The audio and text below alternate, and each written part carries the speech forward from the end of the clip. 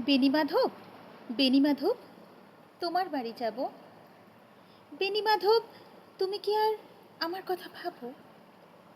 বেণীমাধব, মোহনবাসে তমাল তরুমূলে বাজিয়েছিলে।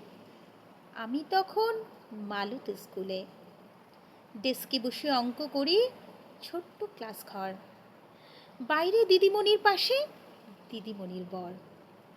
আমি তখন নবম শ্রেণী, আমি তখন শাড়ি।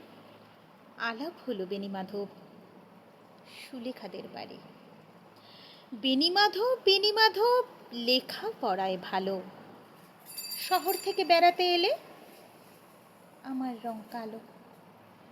তোমায় দেখে, তোমায় দেখে এক দৌড়ে পালিয়ে গেছি ঘরে। বেণীমাধব, আমার বাবা দোকানে কাজ করে। কুঞ্জে অলি গুঞ্জে তবু ফুটেছে মঞ্জুরি। সন্ধ্যাবেলা পড়তে বসে অঙ্কে ভুল করি। আমি তখন নবম শ্রেণী, আমি তখন 16। ব্রিজের ধারে বেণীমাধব লুকিয়ে দেখা হলো।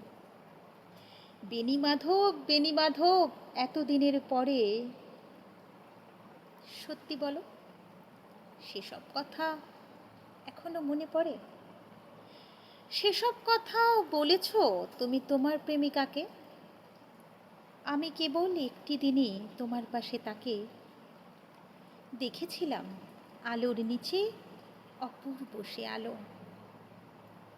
স্বীকার করি, দুজনকে মানিয়েছিল ভালো। জুড়িয়ে দিল চোখ আমার, পুড়িয়ে দিল চোখ।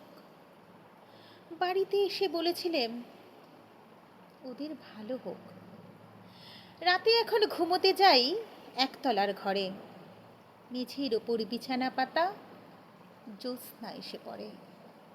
আমার পরে জীবন ছিল চোরাপথের বাঁকে, মিলিয়ে গেছে। জানি না আজ কার সঙ্গে থাকে। আজ জুটেছে, কাল কি হবে, কালের ঘরে শনি। আমি এখন এ পাড়ার সেলাই দিদিমণি।